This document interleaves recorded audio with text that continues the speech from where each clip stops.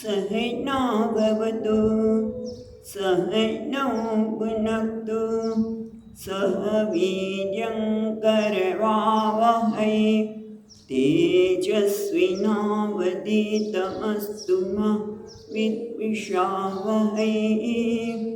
ॐ शान्ति शान्ति शान्तिः। ॐ पूर्णमदः पूर्णमिदं पूर्णात् पूर्णमुदच्यते पूर्णस्य पूर्णमादाय पूर्णमेवावशिष्यते। ॐ शान्ति शान्ति शान्तिः। श्रुतिस्मृतिपुराणानाम् आलयं करुणालयं नमामि भगवत्पादं शङ्करं लोकशङ्करं शङ्करं शङ्कराचार्यं केशवं बादरायणं सूत्रभाष्यकृतौ वन्दे भगवन्तौ पुनः पुनः। ईश्वरो गुरुरात्मेति मूर्तिभेदविभागिने व्योमवद्व्यक्तदेहाय दक्षिणामूर्तये नमः। ॐ पार्थाय प्रतिबोधितां भगवता नारायणेन स्वयं व्यासेन ग्रथितां पुराणमुनिना मध्ये महाभारतम् अद्वैतामृतवर्षिणीं भगवतीम् अष्टादशाध्यायिनीम् अम्ब त्वामनुसन्दधामि भगवद्गीते भगवद्वेषिणीम्। यं ब्रह्मा वरुणेन्द्ररुद्रमरुतः स्तुन्वन्ति दिव्यैस्तवैः वेदैः साङ्गपदक्रमोपनिषदैः गायन्ति यं सामगाः। ध्यानावस्थिततद्गतेन मनसा पश्यन्ति यं योगिनः यस्यान्तं न विदुःसुरगणाः देवाय तस्मै नमः। चौथो अध्याय।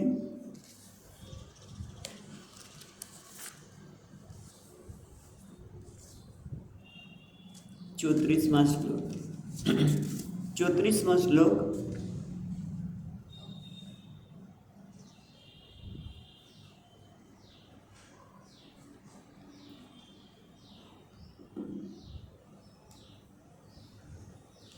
तद्विद्धि प्रणिपातेन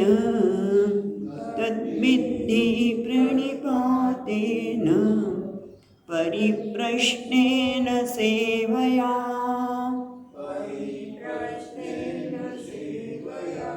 उपदिक्षन्ति ते ज्ञानं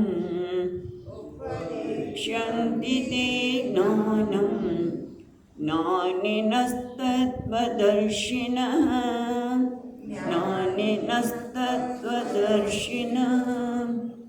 यज्ञात्वानपुनर्मोहम्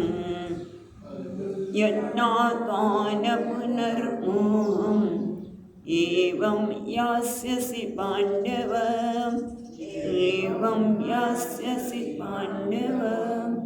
येन भूतान्यशेषेण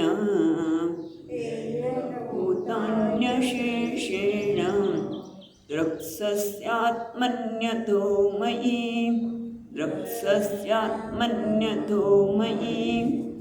अपि चेदसि पापेभ्यः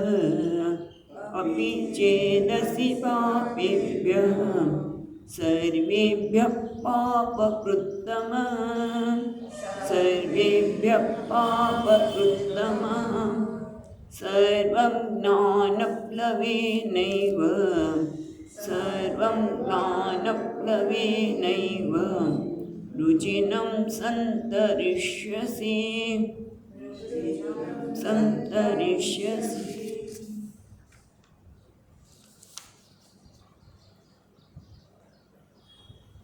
ગઈ વખતે જોતા હતા એ પ્રમાણે ભગવાને બધા જ યજ્ઞમાં જ્ઞાન યજ્ઞને શ્રેષ્ઠ કર્યું કે જેમાં કોઈ પ્રકારની હિંસા થતી નથી, એમાં કર્તૃત્વ પણ નથી. કર્તૃત્વનો જોમ થાય છે, અજ્ઞાનનો જોમ કરવાનો છે. કોઈ દ્રવ્ય કે એનો નથી હોતો એટલે હિંસા પણ નથી થતી. એટલા માટે કહ્યું કે આ બધા જ કર્મો જ્ઞાનમાં પરિસમાપ્ત થાય છે. અને જ્ઞાન પ્રાપ્ત કરવા માટે શું કરવું જોઈએ? તદ વિધિ. એના માટે તું વિધિ જાણ. શું જાણવાનું છે? તો કે જે જ્ઞાન જે વિધિથી થાય તો આચાર્ય પાસે જઈને પ્રણિપાતેન એટલે નમ્ર બનીને સાષ્ટાંગ પ્રણામ કરવા એટલે નમ્રતા બતાવે છે. કદાચ આપણે જોશું આજે કે કદાચ માણસ સાષ્ટાંગ પ્રણામ કરતો હોય પણ એટલી શ્રદ્ધા કે નમ્રતા ન પણ હોઈ શકે. પરિપ્રશ્ન એના પછી એમને જઈને પ્રશ્ન કરવા જોઈએ. એમની જે રીતે આપણે સેવા કરી શકીએ એ રીતે સેવા કરવા માટે તૈયાર રહીએ તો એ તને પ્રસન્ન થઈને જરૂર જ્ઞાન આપશે. કોણ? જ્ઞાનીનઃ તત્વદર્શી. જે જ્ઞાની છે, જે શ્રોત્રિય છે, જેણે બીજા પાસેથી આ પરંપરાનું જ્ઞાન પ્રાપ્ત કર્યું છે એવા અને તત્વને સ્પષ્ટ રીતે જોવો એની શીલ છે એ તને જરૂર જ્ઞાન આપશે. અને જ્ઞાન પ્રાપ્ત કરવાથી શું થશે? કે યજ્ઞાત્વા એ જ્ઞાન પ્રાપ્ત કરવાથી ન પુનર્મોહમ યાસ્યસી. એ પાંડવ હતો ત્યારે પાંડુપુત્ર માને છે તને, અને એટલા માટે માને છે કે અરે આ બધાને હું મારીને હું પાપનો ભાગી થઈશ. અમને કેમ આવું પાપ કરવાનો વિચાર આવ્યો? સ્વજનોને કેવી રીતે મારી શકાય? જે પૂજાને અર્હ છે ને કેમ મારી શકાય? આ બધાનો જે મોહ થયો છે ને અર્જુન અત્યારે, એ મોહ તારો કાયમના માટે દૂર થઈ જશે. યજ્ઞાત્વા પુનર્મોહમ ન યાસ્યસી. ફરીવાર તને મોહ પ્રાપ્ત થશે નહીં. કેમ? કારણ કે એન ભૂતાની અશેષેણ અશેષેણ ભૂતાની બધા કોઈ પણ ભૂત કોઈ પણ પ્રાણી બાકી ન રહે. અહીંયા તો કહે છે બ્રહ્માદિ સ્તંભ પર્યંતમ. બ્રહ્માજીથી માંડીને એક સ્તંભ તણકલો પણ ઘાસનો હોય એ બધામાં તું કોને જઈશ? એન ભૂતાની હશે દક્ષસી આત્મની અથ છે ને માને અથ ઉમય. અને તું વળી શું છે કે બધા પ્રાણી માત્રમાં તને જોઈશ. એટલે કે શું છે? દ્વૈતનો અભાવ થઈ જશે. જ્યારે બધામાં પોતાને જોવે તો કોઈ દ્વૈત રહે જ નહીં. તો પછી રાગ દ્વેષ કે પાપનું પ્રશ્ન ઉત્પન્ન થવાનો જ નથી. કારણ કે બીજો હોય તો એને હું મારું તો મને પાપ લાગે, પણ જ્યાં બધામાં તારી જાતને જ જોઈશ. અને એટલું જ નહીં, એટલું પૂરતું નથી, પણ તું મને પણ જોઈશ. તને છે એ મારાથી અભિન્ન જોઈશ. બધાને તું મારામાં જોઈશ. એટલે આખું જગતને તું મારામાં જોઈશ અને તું પણ તારામાં બધા જોઈશ. તું અને હું જુદા નથી એ રીતે જોઈશ. એટલે કે જ્યાં દ્વૈતનો જ અભાવ થઈ જાય પછી ક્યાં મોહ ઉત્પન્ન થવાનું કારણ રહે. કારણ કે દ્વૈત છે અમારાથી જુદા છે, હું આટલો છું અને અમારાથી જુદા છે. હું અને મારા, બરાબર. પણ બધા મારા છે તો પછી ક્યાં વાત રહે? અમુક જ મારા છે તો મોહ થવાનો છે. ત્યાં મોહના કારણે આપણો વ્યવહાર બદલાવાનો છે. આપણે ઘણી વખત વાત કરી છે કે જ્યારે પતિ અને ભાઈ પિયરમાંથી આવ્યો હોય બેનને મળવા માટે, અને નવા શું વર્ષો વીતી જાય ને તો એ ભાઈ માટે આવું પક્ષપાત થઈ જ જાય. લાપસી બનાવી હોય તો ઘી રેડતા હોય તો ભાઈમાં બધું રેડાઈ છે. મોહ મારો ભાઈ છે. એટલે આ તો એક દ્રષ્ટાંત આપ્યું. એટલે હું અને મારા જે આવે તે મોહ આવવાનો, ત્યાં રાગ આવવાનો, દ્વેષ આવવાનો, બધું જ આવવાનું. જે છે એના કરતાં વિપરીત જોઈએ છે. પણ જ્યારે જ્ઞાન થશે ત્યારે મોહને ફરીવાર આવવાનો રહેશે. એક વખત ખબર પડી ગઈ બધું હું જ છું, પછી મોહ ક્યાંથી થવાનો છે? બધું જ હું છું. આ બધા જ મારા, એક અમુક જ મારા છે ને બધા જ મારા છે, અને હું કોઈનો નથી, બંને. આ પ્રકાર થવાથી મોહ નહીં થાય. અને એ જ જ્ઞાનની પ્રશંસા, એનું જ્ઞાનનું મહાત્મ્ય બતાવે છે કે અપી ચેદસી, જુઓ, અપી કદાચ આવા તો હોય જ નહીં, પણ છતાં પણ અપી ચેદસી પાપેભ્ય સર્વેભ્ય પાપકૃત્તમમ, પાપેભ્ય પાપીઓમાં પણ બધામાંથી સર્વેભ્ય પાપ, બધા જ પ્રકારના પાપ કરી ચૂક્યો હોય, કોઈ પણ પાપ બાકી નથી. પાપીઓમાં પણ સૌથી મોટો પાપી, એ પણ સર્વમ જ્ઞાન પ્લવેનૈવમ, એ પણ સર્વમ પછી રાખે જ્ઞાન પ્લવેન, જ્ઞાનરૂપી હોડકાથી સર્વમ વૃજિનમ તરિષ્યતિ, આ જે વૃજિનો એટલે પાપરૂપી જે સમુદ્ર છે એને એ તરી જશે. એટલે ટૂંકમાં અહીંયા બે વસ્તુ બતાવે છે કે પાપેભ્ય, પાપીમાં પાપી પણ આ જ્ઞાનનો અધિકારી છે. એવું થયું ને, પાપીમાં પાપી પણ હોય તો એ જ્ઞાનનો અધિકારી છે. એટલે જ્ઞાનના બધા જ અધિકારી છે. કારણ કે અધિકારી એટલા માટે કે પોતે છે. પણ તમે જો કેટલાક ધર્મમાં એવું કહેવામાં આવે, તું પાપી છું, તું જન્મ્યો છો એ પાપને લીધે જ જન્મ્યો છું. ખ્યાલ આવે છે? તમને ખ્યાલ નહીં હોય પણ ઘણા ધર્મમાં આવું કહેવામાં આવે, તું બોર્ન સિનર, તું પાપી જ જન્મ્યો છું, એ પાપમાં પાપી છું, પછી ક્યાંથી બહાર નીકળવાના હતા? જ્યારે જન્મ જ પાપીનો છે, હું પાપી જ છું, તો થોડા જીવનમાં મુશ્કેલી આવે, થોડો વધારે પાપ કરી લો, પણ પાપમાંથી મુક્ત તો થવાય છે. તું કર્મનો કરતા છે, કર્મથી તારી જાતને શુદ્ધ કર. તો કર્મ તો કરતા તો રહેવાનો છે. હું કર્મ દ્વારા, બીજા કોઈ ધર્મમાં પછી આવું હોય તે આ કર્મ કરે માટે તને આવું થયું, તે આ જન્મ આમ કર માટે આ કર્મ કર, તું આમ કર, આ કર્મ કરો. પહેલાં કર્મ કરો સારા, સત્કર્મ કરો, પણ એથી હંમેશા, કારણ કે કર્મ કરીએ, જે સત્કર્મ કરીએ તો એ હંમેશા મનમાં રહેવાનું કે અરે મેં આવું કેમ કર્યું હશે, મેં આવા કર્મ કર્યા માટે ક્યારે કર્યા હશે. ઘણી વખત થાય કે મેં તો અત્યારે કોઈનું ખરાબ કર્યું નથી, છતાં કેમ એવું થાય છે? પૂર્વમાં કરેલા. પણ એ કર્મમાંથી તો મુક્ત થતા નથી, કર્તૃત્વમાંથી મુક્ત થતા નથી. જ્યારે આ જ્ઞાન મને શું કરે છે? બધા કર્તૃત્વમાંથી જ મુક્ત કરે છે. ખ્યાલ આવે છે?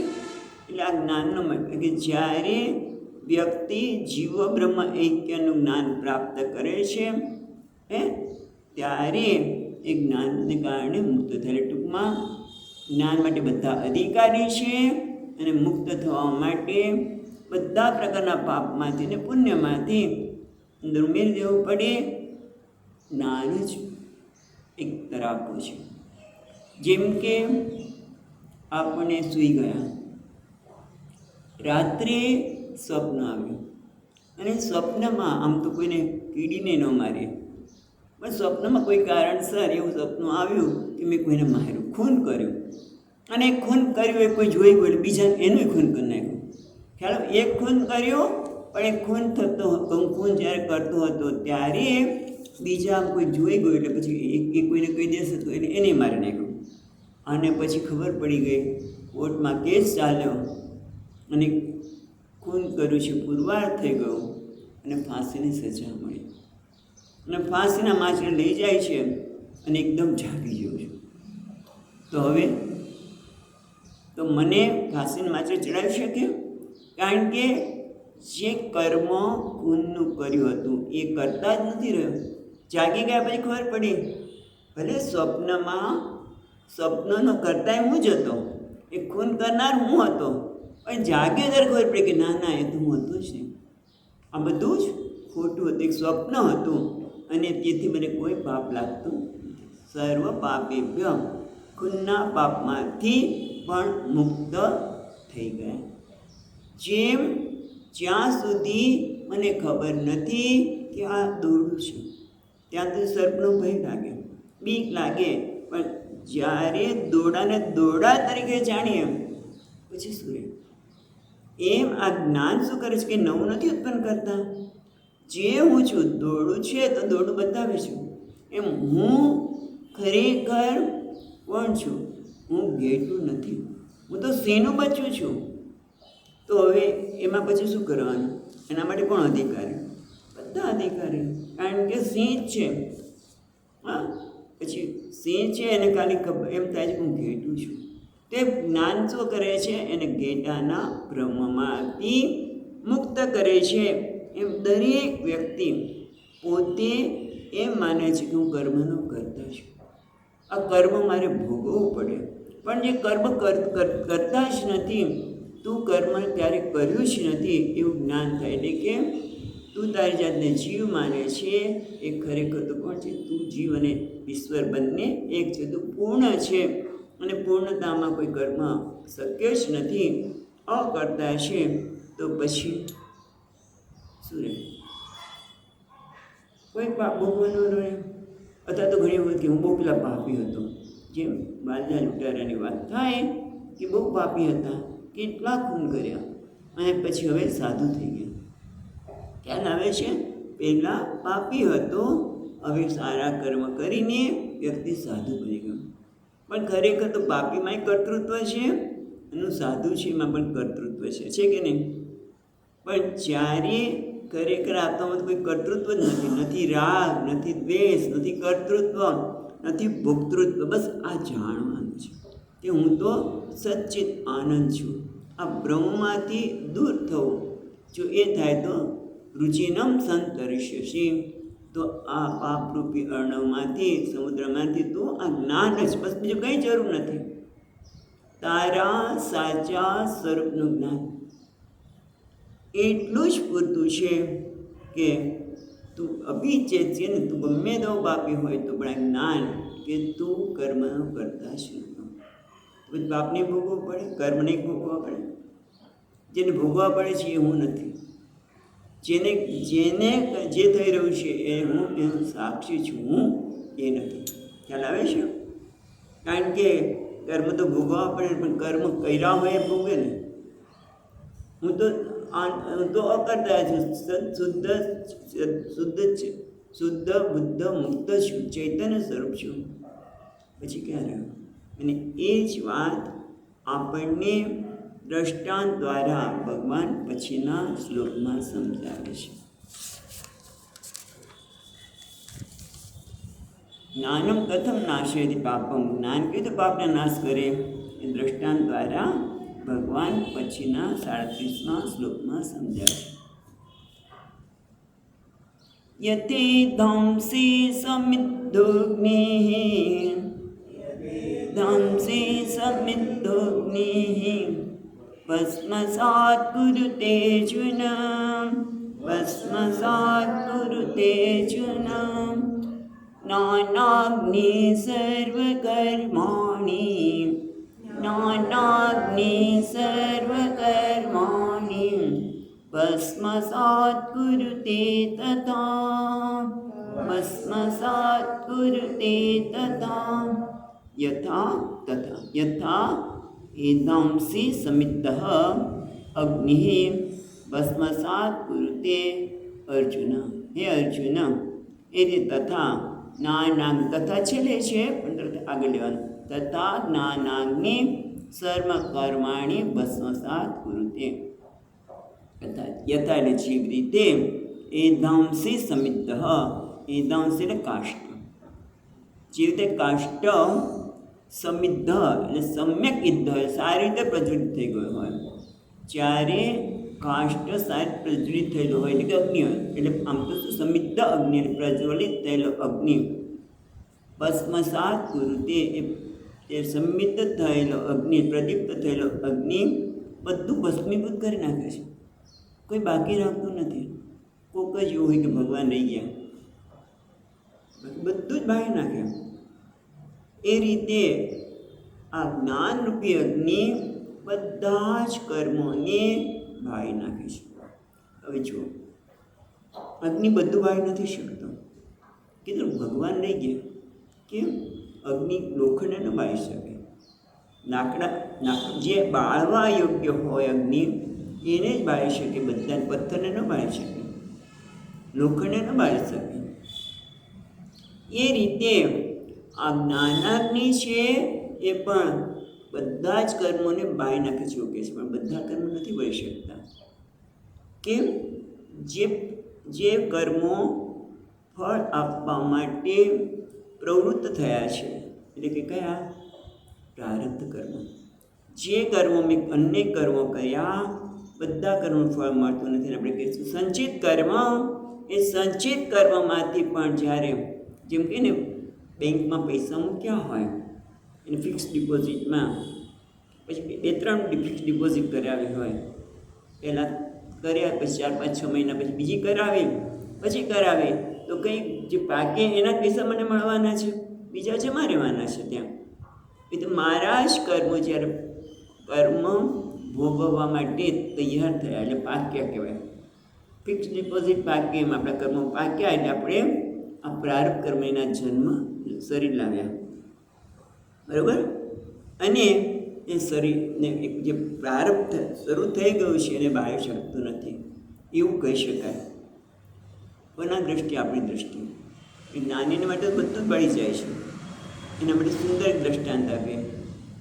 કર્મ જ્ઞાનાગ્નિ બધા કર્મોને બાળે છે. એટલે જેમ આપણે કીધું ને સમિદ્ધ, એટલે જ્યારે લાકડાનો ભારો હોય ત્યારે બહુ ભારે લાગે ને, ઘણી વખત ઉપાડી ન શકાય, બીજા ઉપડાવો તો કંઈક ઉપાડવું.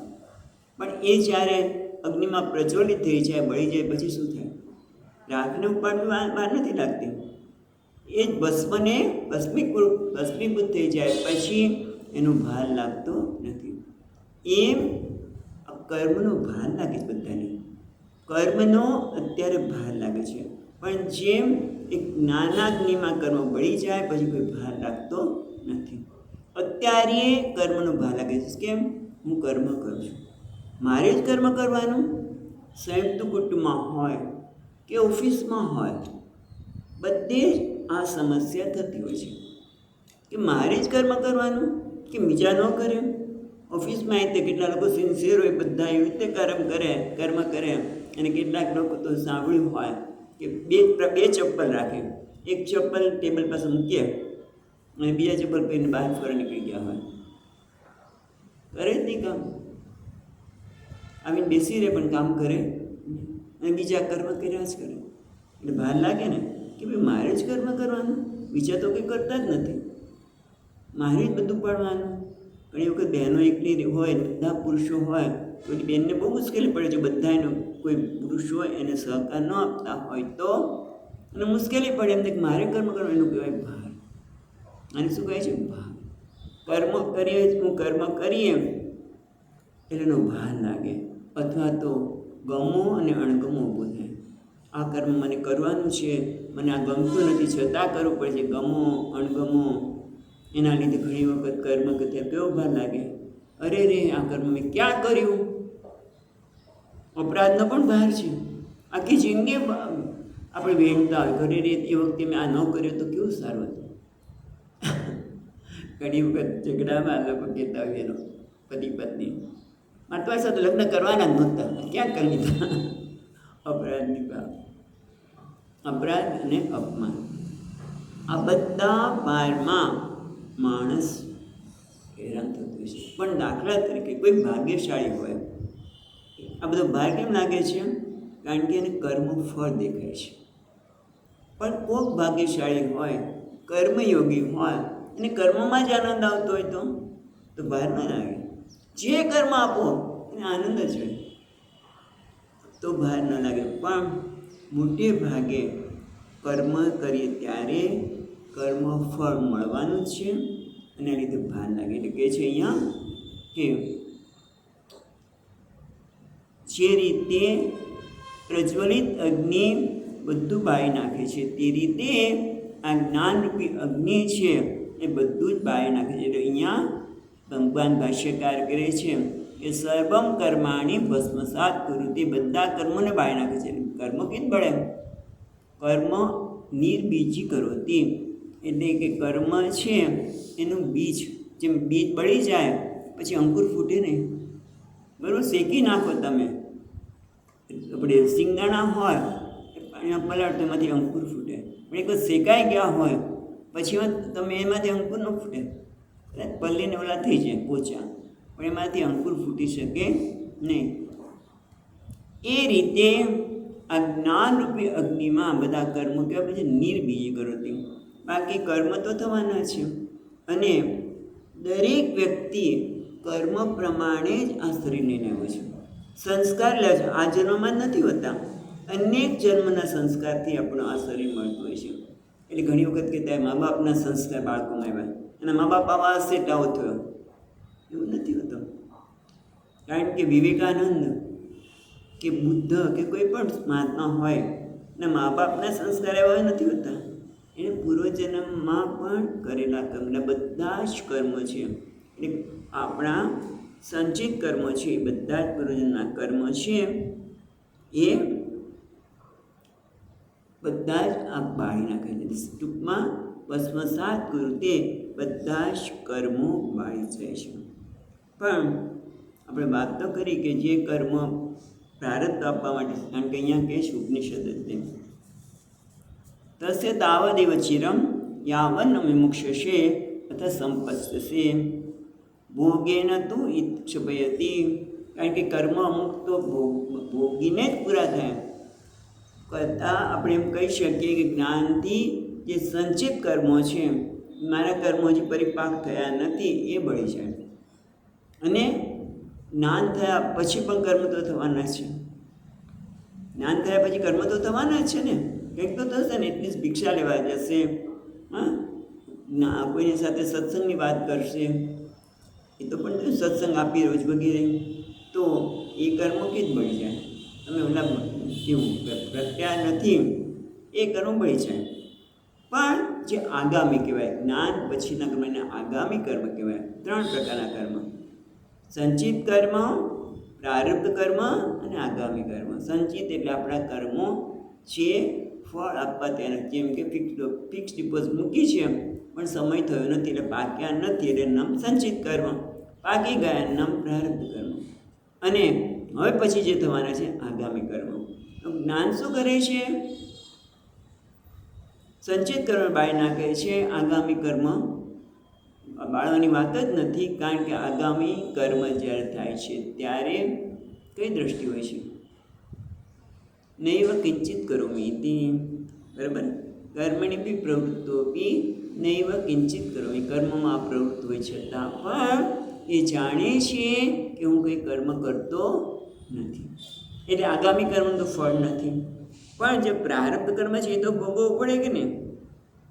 કારણ કે અહીંયા દસે તાવદેવ ચિરમ, ત્યાં સુધી રહે છે. નહીં તો જે બધા કર્મ બળી જતા હોય છે, એક બે વસ્તુ થાય કે બધા કર્મો બળી જતા હોય તો માણસ જીવે જ નહીં. જેવું જ્ઞાન થાય ટપ સમજી કે એ માણસ તો ટપ એટલે એ મરી ગયો, એનું શરીર રહે જ નહીં. તો પછી બે વસ્તુ થાય કે જો જ્ઞાન પ્રાપ્ત કરવાથી જો શરીર છૂટી જતું હોય તો કે ભાઈ હવે હમણાં જ્ઞાન નથી જોતું, એટલે બધા કર્મ કરી લેવા દો, છોકરાને ભણાવી લેવા દો, પસ્તાવી જે કંઈ કરવાનું છે કરી લઈએ, પછી અમે જ્ઞાન લઈશું. જો જ્ઞાનથી શરીર શાંત થઈ જતું હોય તો કોઈ જ્ઞાન ના લે. અને જ્ઞાનથી શરીર શાંત હોય તો સ્વામીજી કે આ જ્ઞાન જે આપી રહ્યો છે એ કોઈ અજ્ઞાની જ હોય. કારણ જ્ઞાની તો શરીર શાંત થઈ ગયું, એટલે આ કઈ પરંપરા કહેવાય? જ્ઞાન પરંપરા નહીં પણ અજ્ઞાન પરંપરા, એવું તો છે નહીં. માટે જ્ઞાન થયા પછી પણ યાવત તસ્ય તાવદેવ ચિરમ યાવત ન મોક્ષ, જ્યાં સુધી પ્રારંભ કર્મ છે ત્યાં સુધી શરીર રહે છે. કહેવાય ને લેસ અહંકાર હોય છે. અને એ અહંકાર કેવો હોય છે? જેમ આપણે વાત કરીએ એમ સૂત્રી હોય પહેલાંના વખતના દ્રષ્ટાંત આપતા, હવે દ્રષ્ટાંત જોવા મળે જ નહીં. પાનવાળાની દુકાને સિગારેટ બધું રાખતો હોય પાનવાળો, એટલે પછી ઘડી ઘડી બાકસ ક્યાં લાવે? ત્યારે કદાચ લાઇટર પણ નહીં હોય, એટલે સૂતળી હોય એ સળગેલી હોય ત્યાંથી ઓલા લોકો કરે. સૂતળી આખી સળગી જાય, બરાબર? સૂતળી જ કહે ને, સિંદરી હોય એ બળી જાય એનો આકાર દેખાય, પણ એ હવે પછી બીજું બાંધવા માટે કામ લાગે નહીં. એમ પ્રારબ્ધ કર્મને લીધે થોડોક અહંકાર હોય પણ એ કેવો હોય છે? પેલા સિંદરી જેવો એનો આકાર દેખાય, પણ એ બાળી શકે નહીં. એનો એ પ્રારબ્ધ કર્મ છે એટલા શરીર ટકી રહ્યું છે, કર્મ કરે છે, પણ કર્મ કેવા છે? બાંધનારા હોતા નથી. એટલે કોઈ એમાં રાગ દ્વેષ ઉત્પન્ન કરે નહીં, કર્તૃત્વ નથી. એટલા માટે અપરાધની લાગણી કે અપમાનની લાગણી પણ જન્મે નહીં. એટલે કે છે ભસ્મસાત વૃદ્ધિ તથા. એટલે ટૂંકમાં કર્તૃત્વ ન હોય તો કોઈ કર્મ એને બાંધનાર નથી. જેમ કર્તૃત્વ ન હોય તો એને આપણે સજા પણ નથી કરતા. ક્યારે? ઊંઘમાં બાજુમાં સૂતા હોય અને ઘણા લોકોના પગ આમને કરવાની ટેવ હોય અને બાજુવાળાને લાત મારી દે તો એને સજા કરીએ છીએ? ના, કારણ કે એમાં કોઈ કહેવાય ને ઈરાદાપૂર્વકનું કર્મ હતું નહીં. જ્યારે ઈરાદાપૂર્વકનું કર્મ કરીએ એટલે કે કર્તૃત્વ હોય તો પછી એને આપણે સજા કરીએ. પણ એ કર્તૃત્વ જ નથી કે છે જ્ઞાનરૂપી અગ્નિમાં બધા જ કર્મો વહી જાય છે. એના માટે સ્વામીજી પહેલાં બીજું દૃષ્ટાંત આપતા, એ પણ હવે રહ્યું નથી. જેમ સિંદરી શબ્દ યાદ ન આવ્યો, સૂતરી યાદ આવ્યો, કારણ કે હવે સિંદરી રહી નથી, પડી છે તો વાપરતા ન હોય. એમ કેમેરો એ પણ હવે દ્રષ્ટાંત માટે જ રહ્યું છે. શરૂઆતમાં મને યાદ છે કે ફોટા પડે એટલે આપણે ધોળાવા આપવા પડે. પહેલાં આપણી પાસે છે હજી એની નેગેટિવ ફિલ્ડ પણ પડી છે. હવે એવું રહ્યું જ નથી. પણ ત્યારે હતું એને કેવલી જે સ્ટ્રીપ હોય, ફિલ્મ હોય, તમે અંદર નાખો એનો રોલ, પછી ફોટા પડે, પછી તમે ધોળાવા આપો ત્યારે તમને ફોટા જોવા મળે.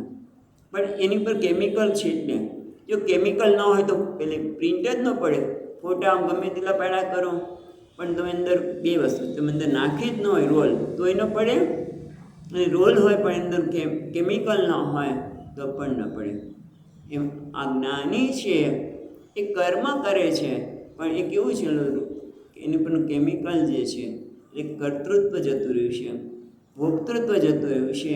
એના કારણે રાગ દ્વેષ નથી. એટલે કે છે નાની સર્વકર્માણી ભસ્મસાત કુરુતે તથા. જે રીતે અગ્નિ છે એ બાળવા યોગ્ય ને બાળે છે, એમાં જ્ઞાનરૂપી અગ્નિ પણ જે બાળવા યોગ્ય કર્મોને બાળે છે. પ્રારબ્ધ કર્મ રહે છે, પણ એ પ્રારબ્ધ કર્મ એને વિક્ષિપ્ત કરતું નથી. હવે એટલું આવું હોવાથી અહીંયા કહે છે જ્ઞાન આટલું સુંદર હોવાથી અજ્ઞાનની પ્રશંસા કરતા 38મા શ્લોકમાં કહે છે નહીં જ્ઞાનેન સદૃશમ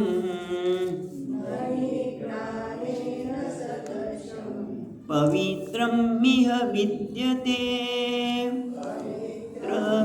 વિદ્યતે તત્સ્વયં યોગ સંસિદ્ધ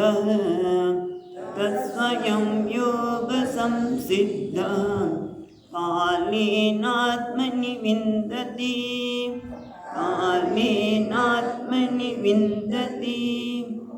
એટલે ભગવાન કહે છે નહીં, એટલે ખરેખર તો કારણ કે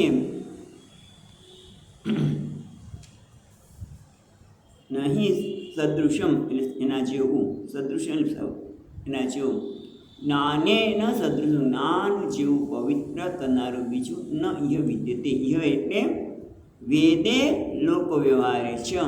વેદમાં પણ એવું કોઈ વસ્તુ નથી કે જે તમને જ્ઞાન જેવું પવિત્ર કરે.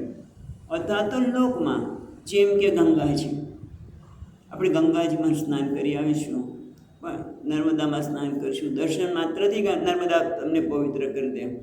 પણ પછી આપણે રામકૃષ્ણ પરમહંસને કોઈ પૂછ્યું હતું કે બધા કહે છે ગંગાજીમાં સ્નાન કર્યા પછી બધા પાપ બળી જાય, બધા પવિત્ર થઈ જાય, પણ છતાં બહાર આવે બધા કામ પવિત્ર એવા જ ખોટા કર્મ કરતા હોય છે.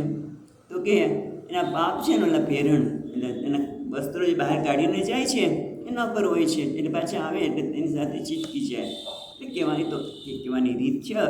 પણ મહત્ત્વનું એ છે કે કોઈ પણ ઘણી વખત કે ભાઈ આ જ્ઞાનની બદલે અમે કર્મ કરીએ, એટલે ઉપાસના કરીએ, યજ્ઞ કરીએ. કારણ કે એવું કહે છે કે રામચંદ્રજી માટે છે જે બધા ખોટું થયું મારાથી, કારણ કે રાવણને માર્યો બ્રાહ્મણ હતો, વેદજ્ઞ હતો, તો બધા પાપ તો લાગ્યા ને. તો એના માટે શું કરવું જોઈએ? કે અશ્વમેધ યજ્ઞ કરો, એ તમને પાપમાંથી મુક્ત કરશે, પવિત્ર બનાવી દેશે. એવી રીતે તમે કોઈ ઉપાસના કરો, હા, તમે જપ કરો. આ જ્ઞાનની શું જરૂર છે? જ્યારે રામજી જેવા રામજી પણ પવિત્ર થવા માટે અશ્વમેધ યજ્ઞ કરે છે, તો પછી આ જ્ઞાનની શું જરૂર? નહીં જ્ઞાનેન સદૃશમ પવિત્રમ યહ વિદ્યતે. આ જ્ઞાનથી બીજું કોઈ પવિત્ર કરનારું છે જ નહીં એવું કહો છો, પણ ઉપાસના છે, યજ્ઞ છે, હા, નામ જપ કરીએ તો થાય કે નહીં? તો કે ના. કેમ? કારણ કે હું યજ્ઞ કરું છું, હું ઉપાસના કરું છું, હું જપ કરું છું. તો એ શું છે? કર્તૃત્વ તો રહેલું જ છે. જ્યાં સુધી કર્તૃત્વ છે ત્યાં સુધી પવિત્રતા એટલી હોઈ શકે નહીં. હોય પવિત્રતા, પણ એ કેવી છે? આવીને જવાવાળી છે. પણ પવિત્રમાં પવિત્ર કોણ છે? જેવું લખે છે ને ત્યાં શ્લોકમાં, પવિત્રાણામ પવિત્રમ્યો પાવનાનામ ચ પાવન. કોણ? ભગવાન. હરે નામ. હરિ પોતે જ, હરિ નામ કરતા હરિ પોતે જ પવિત્રમાં પવિત્ર છે. એનું જ્ઞાન થાય તો આપણે પાવન થઈ જઈએ. એ હું છું એવું જ્ઞાન કહ્યું ને આગળ જ કીધું કે એ જ્ઞાન આત્માની અથવા મહી, એ જ્ઞાન થાય તો પવિત્ર થઈ શકાય. બાકી જ્ઞાન જેવું પવિત્ર કરનારું કોઈ આ જગતમાં છે નહીં. એ તમે ગમે તેટલું કરો, યજ્ઞ કરો, ઉપાસના કરો, પ્રાર્થના કરો, પણ કર્તૃત્વ જતું નથી. અને જ્યાં સુધી કર્તૃત્વ હોય ત્યાં સુધી ક્યારેક થવાનું કે મેં એટલા જપ કર્યા, ભગવાને પ્રાર્થના કરી, ખોળ પાથરીને કર કર્યા, પણ કશું થયું નહીં, કે અફસોસ થવાનો, દુઃખ તો થવાનું છે. એટલે ગમે તેટલું કરીએ તો પણ કર્તૃત્વ જ્યાં સુધી છે ત્યાં સુધી આ પ્રકારે રહેવાનું છે. અપમાન લાગે અથવા તો અરે રે મેં એટલું કર્યું છું તો કંઈ થયું નહીં વગેરે રહેવાનું છે. પણ આ જ્ઞાન જ એવું છે કે જ્યાં કર્તૃત્વને જ દૂર કરી દે છે. એટલા માટે પવિત્ર જેવું, એના જેવું પવિત્ર કોઈ છે જ નહીં. પછી કોઈ જ્યાં જ્ઞાન થયું કે હું અકર્તા છું, પરમાત્મા મારાથી ભિન્ન નથી, હું એમનાથી ભિન્ન નથી, ત્યાં કોઈ દ્વૈત જ નથી રહ્યું, ત્યાં કોઈ પ્રકારનું દ્વૈત નથી રહ્યું, કર્તૃત્વ નથી રહ્યું, તો પછી અપવિત્રતા ક્યાંથી આવવાની? પવિત્ર થઈએ. પણ અહીંયા કે બીજી રીતિમાં તત્સ્વયં યોગ સંસિદ્ધ કાલે આત્મને વિંદતી. આવું કેમ ભગવાને કેવું પડ્યું? તો અહીંયા કહે છે તદ આત્મવિષય જ્ઞાન સર્વેશામ ઝટતી કેમ ન ભવતી. ભગવાને જ્ઞાન જેવું કોઈ પવિત્ર છે નહીં, અને જ્ઞાન બધા કર્મોને બાળી નાખે છે. તો આવું સુંદર જ્ઞાન બધાને કેમ નહીં થતું હોય? ઝટતી, ઝડપથીને કેમ થતું હોય? તો બીજી રીતમાં કહે છે તત્સ્વયં યોગ સંસિદ્ધ કાલેન આત્મનિ વિંદતી. તત્સ્વયં છે ને સહજતાથી, સરળતાથી. સ્વયંનો અર્થ થાય છે સ્વયં. યોગ સંસિદ્ધ, યોગેન સંસિદ્ધ, જે યોગથી સિદ્ધ થયેલો છે. સિદ્ધ એટલે સંસ્કૃત થયેલો છે. કયા યોગથી? કર્મયોગ ભાવનાથી. અને કર્મયોગેન સમાધિ યોગેન સંસિદ્ધ, સંસ્કૃત એટલે યોગ્યતા આપન્નો ભવતી. જ્યારે વ્યક્તિ આપણે યોગેન સંસિદ્ધ ભવતી એટલે જ્યારે યોગ એટલે કર્મયોગ ભાવનાથી કર્મ કરે છે, જ્યાં એ કર્મ ફળને પ્રસાદ માને છે. પહેલાં તો કે ભાઈ જે કંઈ કર્મ મળે મારા માટે પ્રસાદ છે, માટે ક્યારે કર્મફળના કારણે રાગ કે દ્વેષ જન્મતા નથી. અને છેવટે એક સમય એવો આવે છે કર્મયોગીનો કે એને કર્મમાં જ આનંદ છે. બસ હું આ પ્રભુનું કાર્ય કરું છું, એને ફળ જે આપવું એ આપે ને. એટલે રાગ કે દ્વેષ થતા નથી. અને રાગ અને દ્વેષ ધીમે ધીમે દૂર થાય છે, અંતઃકરણ શુદ્ધિ થાય. અને યોગેન એટલે કર્મયોગેન, સમાધિ યોગેન એટલે એકાગ્ર ચિત્તથી, અને જે સાંભળે છે એનું ધ્યાન વગેરે કરીને કે હું પૂર્ણ છું, હું શુદ્ધ છું, હું અપાપ વિદ્ધમ, અને પાપ મને સ્પર્શી શકે જ નહીં. આ પ્રકારનું ચિંતન ક્યારે કરે? પહેલાં સાંભળે ત્યારે. એટલે કહે છે પહેલાં તો આ પ્રકારના કર્મયોગ ભાવનાથી એકાગ્રચિત્ત બને. પહેલાં સમાધિનો અર્થ કરશું એકાગ્રચિત્ત. એનાથી પોતે યોગ્યતા પ્રાપ્ત કરે છે. એટલે કે હવે એનામાં જ્ઞાનની જિજ્ઞાસા જાગૃત થાય. આ ભગવાન માટે મેં ઘણા કર્મ કરે, પણ એ ભગવાન ક્યાં છે મારે જાણવું છે. ભગવાન બધા કહે છે કે આત્મા અને પરમાત્મા એક છે, તો એ સાચું છે. એટલે મુમુક્ષ બને છે અને પછી તદ્વિધિ પ્રણિપાતેન, પછી એને કાં તો ગુરુ સામેથી મળે છે. મોટે ભાગે જ્યારે આપણી લાયકાત થાય ત્યારે આપણે એવા સ્થળે પહોંચી જ જઈએ. આપણે કાં તો આપણે સ્થળે પહોંચી જઈએ અથવા તો કોઈ વ્યક્તિ આપણે ત્યાં આવે અને આપણે આ જ્ઞાન મળે. એટલે ટૂંકમાં મુમુક્ષુતા પ્રાપ્ત થાય તો જિજ્ઞાસા યોગ્યતા પ્રાપ્ત થાય કર્મયુગ ભાવનાથી, મૂલ્યના પાલન કરવાથી. કર્મયોગ ભાવના એટલે આપણી ફરજની ભાવના કહીએ તો ફરજ યોગ્ય રીતે બજાવવાથી. ફરજ જ બજાવવાનું છે, મને કોઈ ફળમાં રસ નથી, મારું કર્તૃત્વ એમાં નથી, એટલે કે રાગદ્વેષ નથી. અંતકરણ શુદ્ધ થતું જાય એટલે જિજ્ઞાસા જાગૃત થાય. તો કહે છે એને કાલેન સ્વયં. સ્વયં એટલે સહજતાથી.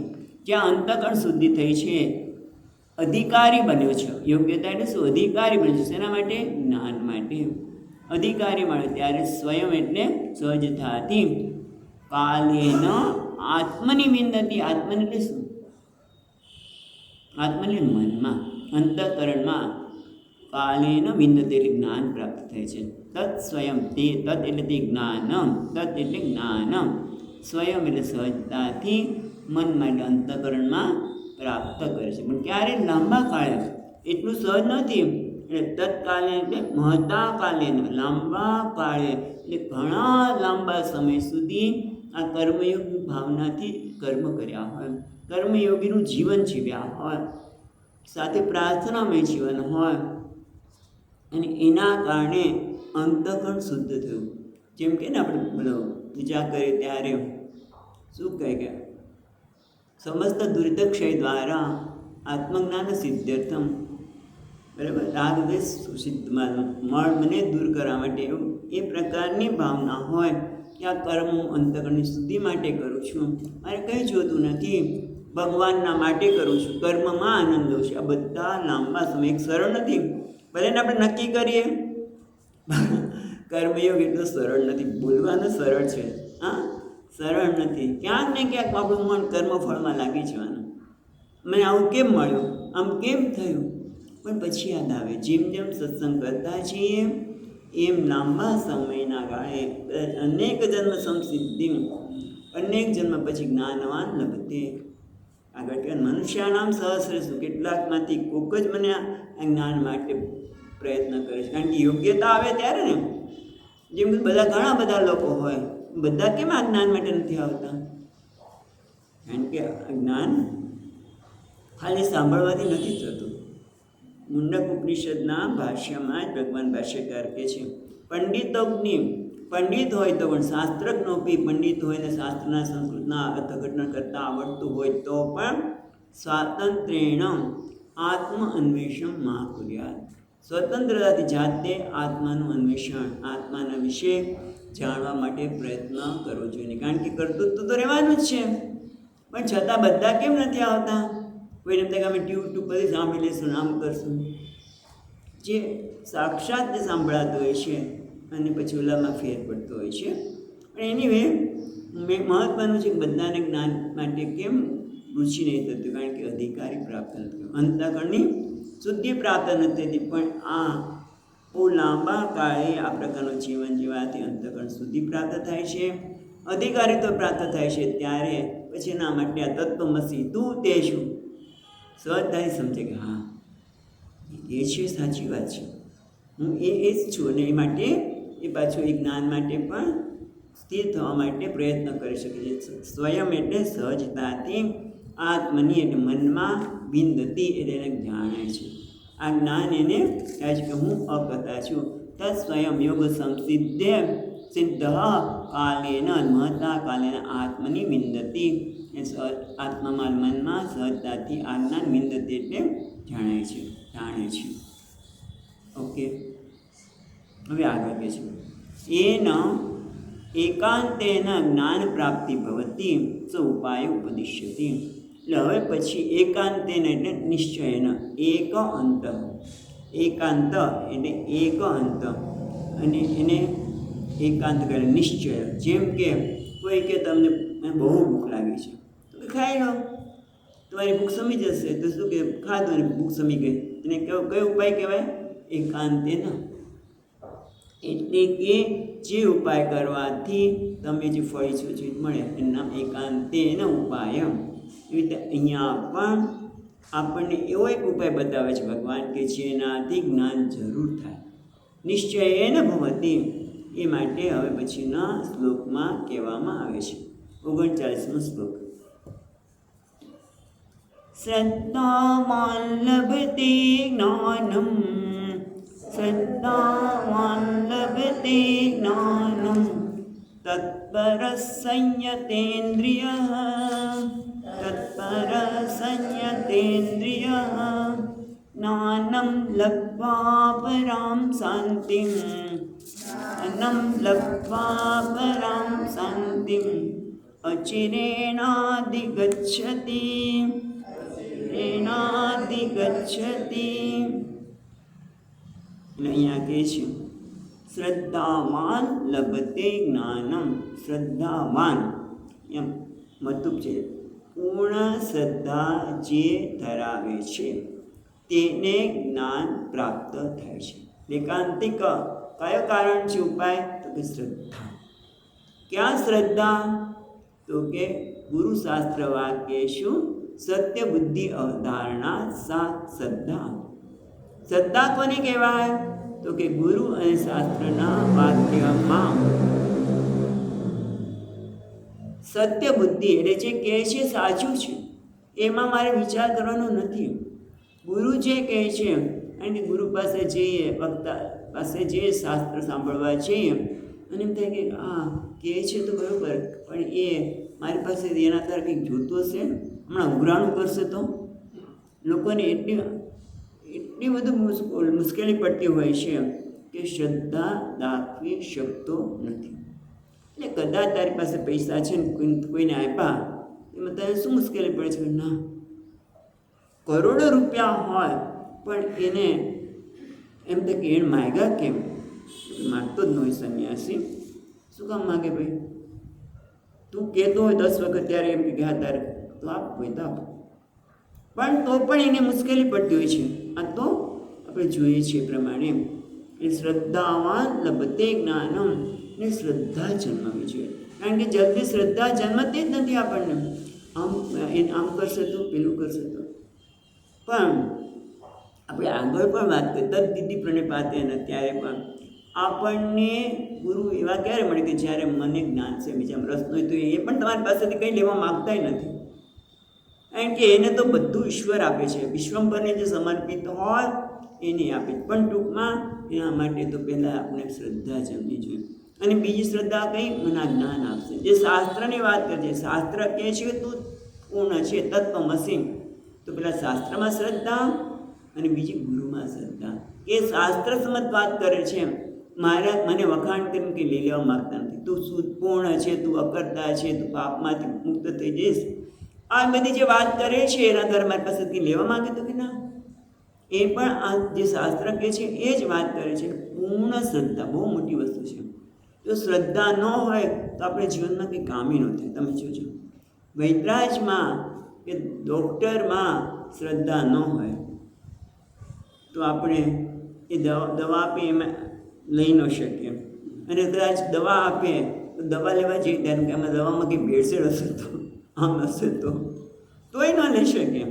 એટલે સામાન્ય એક આપણા રોગને દૂર કરવા માટે આપણે ડૉક્ટરમાં કે વૈદ્યરાજમાં શ્રદ્ધા હોય, સાથે સાથે એ દવા આપે છે એમાં શ્રદ્ધા હોય તો જ થાય. અને જીવનમાં આ એક નહીં, જીવનના દરેક કાર્યમાં શ્રદ્ધા હોય તો જ આપણું કાર્ય સરળ થાય.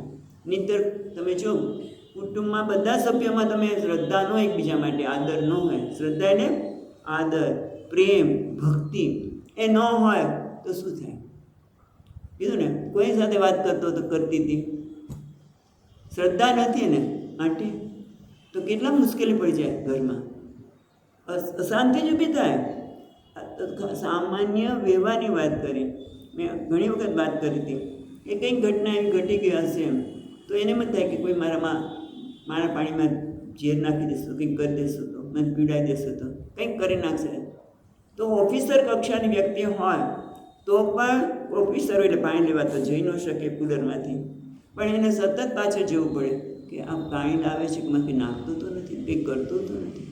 કેટલી અશાંતિ થઈ જાય સામાન્ય વ્યવહારમાં. પણ આ તો કઈ વાત છે, જે ઇન્દ્રિયાતીત, જે ઇન્દ્રિયથી ઓલું તો જોઈ શકાય બેન પાણીમાં કંઈ નાખ્યું નહીં, આમ ડૉક્ટરે આ જે કીધું એને આપણે બીજાને પૂછી જોઈએ, કદાચ એનું વેરિફિકેશન થઈ શકે. પણ આ જે ગુરુજી શાસ્ત્ર જે વાત કરે છે, કઈ વાત કરે છે, આત્મા પરમાત્મા એ કયો છે, ઇન્દ્રથી જોઈ શકાતો નથી, ઇન્દ્રથી અતીત છે, એના સંદર્ભમાં વાત કરે છે. માટે શ્રદ્ધા જોઈએ. અને કેવી? એના માટે શ્રદ્ધા એટલે આદર. એ જે કહે છે સત્ય બુદ્ધિ અવધારણા, તે કહે છે સત્ય છે. અને સ્વામીજી કહે કે શ્રદ્ધાની ક્યાં સુધી જરૂર પડે? શ્રદ્ધાની ત્યાં સુધી જરૂર છે કે જ્યાં સુધી, એમાં શબ્દ વાક્ય જ બહુ સુંદર છે, give the benefit of doubt until you discover the truth. give the benefit of doubt, તમે એમને શંકાનો લાભ આપો કે આ જે કહે છે સાચું છે, ચાલો શંકાનો લાભ આપીને એ કહે છે એ પ્રમાણે જોવું તો ખરો. અને પછી until you discover the fact, જ્યાં સુધી એ કહે છે કે તું પૂર્ણ છે, હા તું અકર્તા છે, મને તો કર્તૃત્વ જ લાગે છે, હું કઈ રીતે અકર્તા હોય, મને અકર્તા કર્તૃત્વ લાગતું નથી, મને કીધું તું આમ કર, તું આ કર, આ કર, એટલે કહે છે તું ક્યારે કર્મ કર્યા જ નથી, તું અકર્તા છે, કેવી રીતે હોઈ શકે? ચાલો કંઈ વાંધો નહીં, એ સમજાવે છે એવું જોવા માટે તો પ્રયત્ન કરું. Give the benefit doubt. તમે જ્યાં સુધી એ સત્યને ન જોઈ શકો તમારા જીવનમાં, ત્યાં સુધી હા કહે છે તો લાવ જોઉં, એ કહે છે તો પૂર્ણ છે, મને તો અપૂર્ણ સિદ્ધ થાય. અપૂર્ણતા સિવાય ઉણપ સિવાય કંઈ દેખાતું નથી. આ શરીરમાં ઉણપ, બુદ્ધિમાં ઉણપ, મનમાં ઉણપ, પણ એ ક્યાં છે? અનાત્મામાં છે. પછી સમજાવે છે આપણને કે આ બધી ઉણપ ગુરુજી આપણને સમજાવે છે, તો પણ એ પ્રમાણે હું જીવન જીવવા પ્રયત્ન કરું. કર્તૃત્વ કર્મ કોણ કરે છે? ઇન્દ્રિયાણી ઇન્દ્રિયાર્થેષુ વર્તન્તે નૈવ કિંચિત કરોમિ. એ જે બધું કહે છે એ માટે મને શ્રદ્ધા છે. અને આપણે વાત કરીએ કે શ્રદ્ધા ન હોય, અને શ્રદ્ધા એક દિવસમાં નથી આવવાની. આગળ જ વાત કરી હતી આપણે, લાંબા કાળે થાય. એટલે શ્રદ્ધા હોય એટલું જ પૂરતું નથી. મને તો બહુ શ્રદ્ધા છે, ગુરુજી કે બધું સાંભળ્યું હતું, સાચું જ લાગે છે. પણ સાથે સાથે તત્પર, તત્પર એટલે પહેલાં તો ઉત્સાહ, જે કહે છે એના એ જીવન જીવવા માટેનો ઉત્સાહ હોય છે, તૈયારી હોય છે. અથવા તો બીજા શબ્દમાં કહીએ તો તત્પર, તેને પર, જે પરમાત્મા છે, જે આપણું ધ્યેય છે જીવનનું, પરમાત્માને જાણવું, આત્માને જાણવું, એના ધ્યેયમાં નિષ્ઠા, તત્પર. અને પછી સાવધાની, જે સાંભળ્યું છે શ્રદ્ધાપૂર્વક એને જીવવાની સાવધાની, નામ તત્પર. હા, તત્પર ઉત્સાહ છે, પ્રયત્નશીલ છે આપણે. અને જે પ્રયત્નશીલ હોય, સાવધાન હોય, અને સાથે સાથે શ્રદ્ધા એટલે ગુરુને સમર્પિત હોય, શાસ્ત્રને સમર્પિત હોય, તત્પર પછી અવરોધ આવતા હોય કોઈ જીવનમાં તો એને દૂર કરી શકે, તો જ આ જ્ઞાન થાય. શ્રદ્ધાવાન લભતે જ્ઞાનમ. શ્રદ્ધા એટલે સમર્પિતતા, શરણાગતિ. આપણો અહંકાર થોડો વખત એમના શરણે મૂકીએ તો શું કહે છે મુંડક ઉપનિષદમાં શું છે, સરસ શબ્દ છે, ય એશ વૃણુતે તેન લભ્ય. જે વર્ણ કરે છે ભગવાનનું એને ભગવાન પોતાનું સ્વરૂપ બતાવે છે. ય એશ વૃણે તેન લભ્ય. હા, એટલે આ વરણ આપણે કરવું પડે. ના, વરણ ક્યારે કરી શકીએ? જ્યારે શ્રદ્ધા હોય ત્યારે. અને જો શ્રદ્ધા હોય તો શું કે અનન્ય કઠોપનિષદને આગળ કહે છે અનન્ય પ્રોક્તે ગતિરત્ર નાસ્તિ. જો મને શ્રદ્ધા હોય તો જ્યારે ગુરુજી અનન્યતયા ભલે કે છે તે તું છે પણ એને ખબર છે કે હું અને તું બધા કોઈ જુદા નથી. એ ચૈતન્ય તત્વ સર્વમાં વિલસી રહ્યું છે. એ શુદ્ધ ચૈતન્ય તત્વ છે, શુદ્ધ છે, બુદ્ધ છે, મુક્ત છે, જે અકર્તા છે.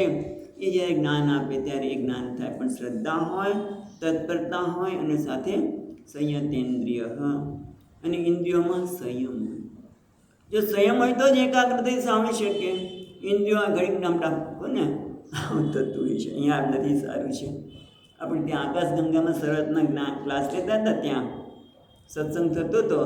એટલે બધા બાજુમાં ઘરે હોય પણ બધા સારા હતા, કોઈ અવાજ નહોતા કરતા.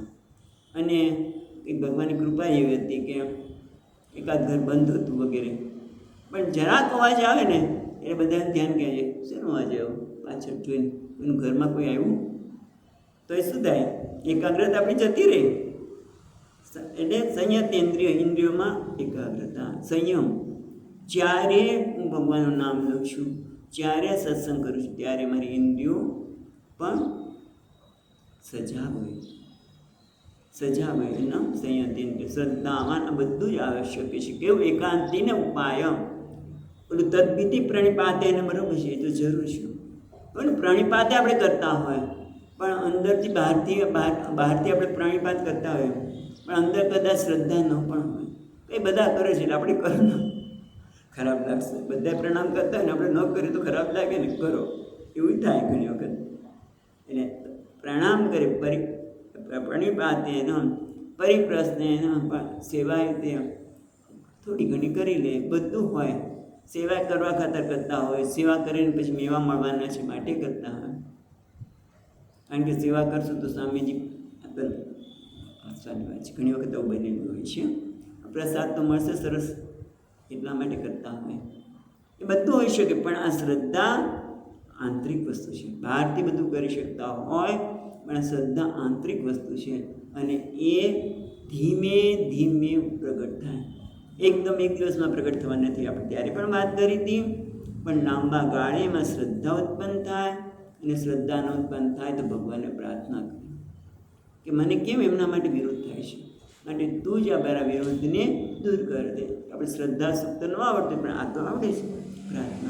પ્રાર્થના કરીએ અને આપણા ધ્યેયને બરેલા હોય, તત્પર એ ધ્યેયને બરેલા હોય કે મારે જીવનમાં હવે પરમાત્માની પ્રાપ્તિ કરી. બધા આપણે વ્યવહાર કરવું.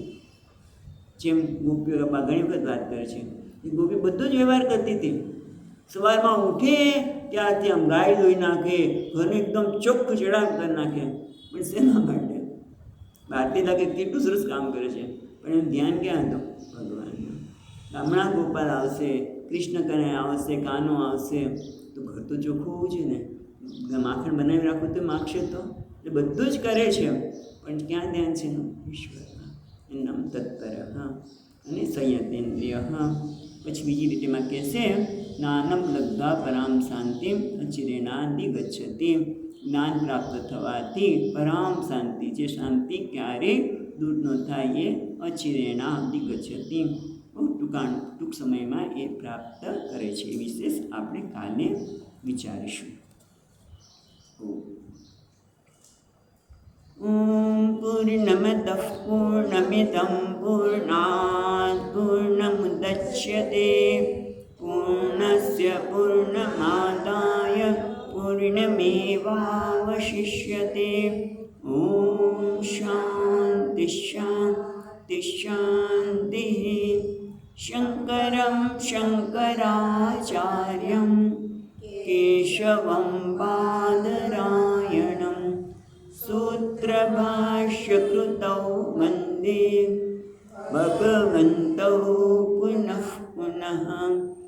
ઈશ્વરો ગુરુરાત્મેતિ મૂર્તિભેદવિભાગિને વ્યોમવદ્વ્યાપ્તદેહાય દક્ષિણામૂર્તયે નમઃ. ઓમ શાંતિ શાંતિ શાંતિ. હરિ ઓમ. श्रीगुरुभ्यो नमः। हरिः ओम।